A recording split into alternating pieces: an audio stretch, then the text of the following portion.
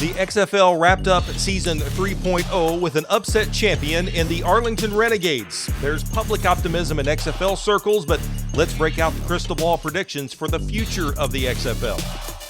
Tom Schad with USA Today covers all kinds of sports, including spring football. And Tom, you started a USFL article recently about how it's no small feat to kick off a second season, and that is what the USFL has done. The XFL just wrapping up their first season. I want to dive into your thoughts about the opportunity maybe they have to kick off a second season like the USFL. And Tom, as you know, covering these sports, there are two bars for spring football: the kickoff and the championship game. That means you started and you've ended. So the XFL, they did that this year. Yeah, no, and it's funny because it feels in many ways like a routine thing. I mean, especially I was surprised kind of with the XFL this year. There was never really a question of whether they would get to the finish line. But it is important, I think, to take stock of the fact that, before the XFL and the USFL, we had several iterations of spring leagues that never got there, right? So it seems like a very routine thing, but it is certainly a milestone. And the fact that they're already laying the groundwork for 2024, already planning, things like a combine and how they're going to, replenish rosters when guys leave for the NFL or get gigs elsewhere. I think just speaks to kind of what ownership, Dany Garcia and Dwayne Johnson have said from the start, that this is a long haul project, and that this first championship game is closer, to the beginning, at least in their mind, than it is to the end. And you've talked with them through the season. You talked with them at midseason. They noted how just getting to midseason was a milestone. You talked to them before the championship game. So, yeah, it seems like, as you said, they're starting to lay the groundwork, already looking toward next season. As you watch this unfold this year, did you see that, it felt like that it was on the right path, or were there any red flags as the season went along for you?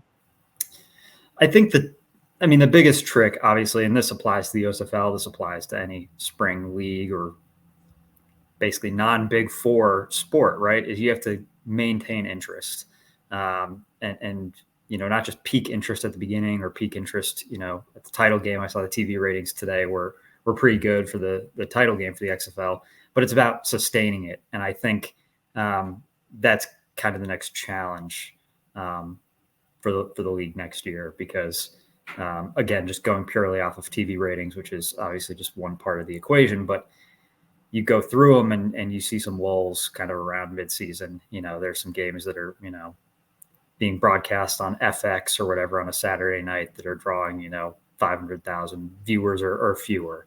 And that's the kind of thing that they're going to need to work on. And I think that's, again, the next step is building narratives, building stars. Again, a spring league kind of staple is the interest in the rule changes and, the technological innovations during broadcasts and stuff. But what happens when that kind of initial intrigue starts to wear off? Where do you turn there? And I think that's going to be the biggest challenge for them in year 2 and beyond. No, I think that's a good point. You talked about the ratings there with the championship game. 1.4 million, I think, was the average.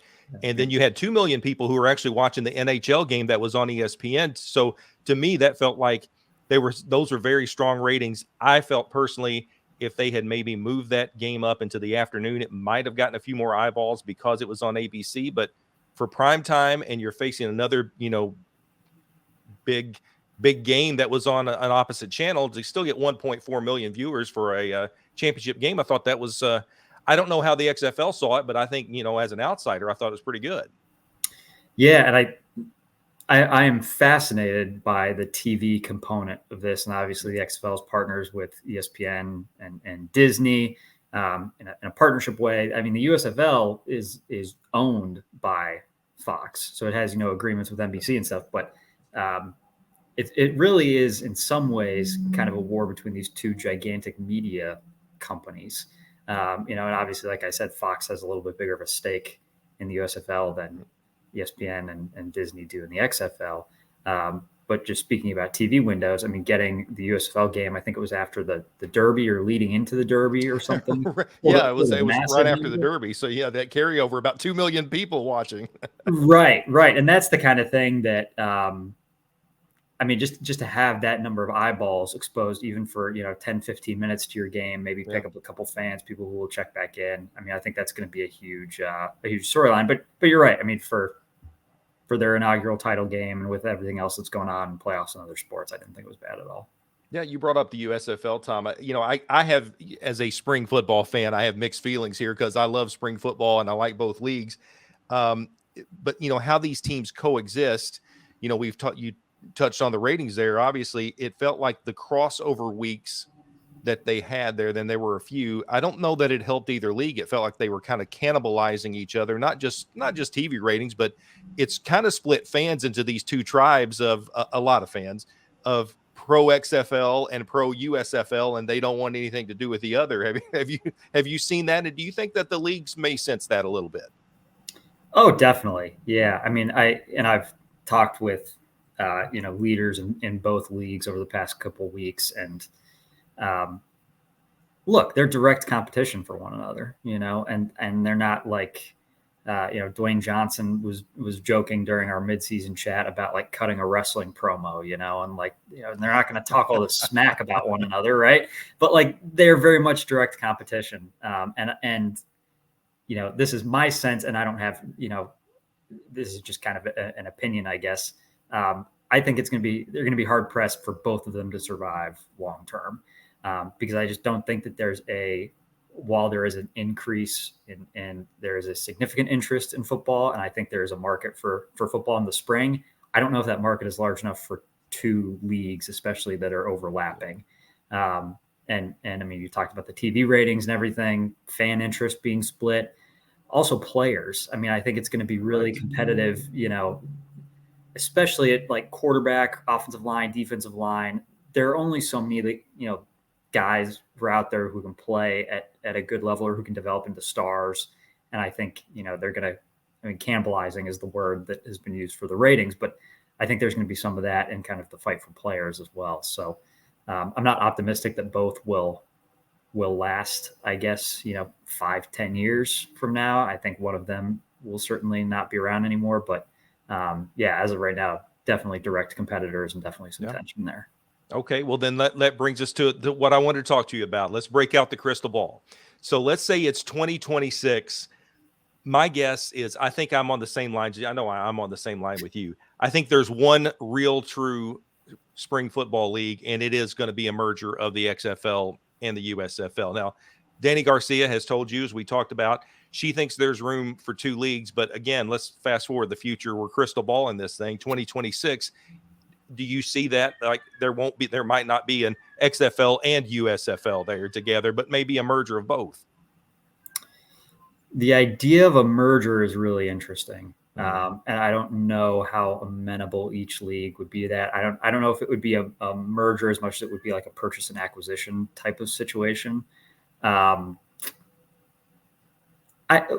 I do think, there have, again, we touched on it earlier, there have been so many attempts at spring football. And I think now you've got two large media organizations that have evaluated the market, seen that there is a market, and invested to make sure that there's, they have some runway for this. So I do think one of them will be around in 2026. I think there's going to be some form of spring football that's here to stay. Now, what that looks like, is it going to be a 32-team league like the NFL? No, I don't think so. Might be a little much. Yeah, I don't know how many teams it's going to have. I don't know, what it's going to look like. I don't know what the quality of play is going to be.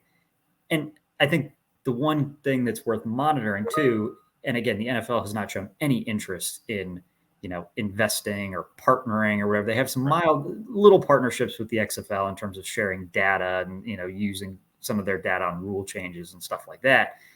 Officials, little stuff like that. But if the NFL gets behind one of these spring leagues, and again, I'm just pontificating here, I have no idea what that would look like, but that would certainly add to that stability and make it, not just so that one of those leagues is around in 2026, but so that it's around in 2036 and 46 and so on. Yep. So I think the crystal ball is a little cloudy on that. I think it's a lot clearer. So, and when we both look into it for 2024, it's, and I hate to say this as someone who remembers the original USFL and the original XFL. I hate to say this, but it really feels like, if I'm looking at it, that I would certainly lay money, and you mentioned it too, that there will be an XFL next year. Yeah, for 2024. Yes. Certainly. Yeah. I mean, the confidence that ownership has shown, and the way that they're talking about it. I mean, when I talked with Dany Garcia and Dwayne Johnson last week, they were floating the idea of expansion. I don't think you don't touch that with a 10-foot pole unless you're very confident that you're going to be around next year. And again, it ties into the media component of this. I think they've had assurances, or they have a deal with Disney and ESPN that's going to give them a little bit of a runway. I do think that at some point, and Dany Garcia referenced a J-shaped curve, it takes a lot of investment financially at the beginning to get a league off the ground. That will be something worth monitoring, what kind of the revenue picture is, and whether you see a sharp increase in interest in year two. Well, yeah, I think after 2023, we've seen the USFL kick off a second time. We've seen the XFL wrap up a complete season with a championship game. So there's reason for, at least in the short term here, optimism. Tom Schad from USA Today. I encourage everyone to check out all of his work. He covers all kinds of sports, and took some time here to talk XFL and a little bit of USFL. Thank you, Tom. Yeah, thanks for having me.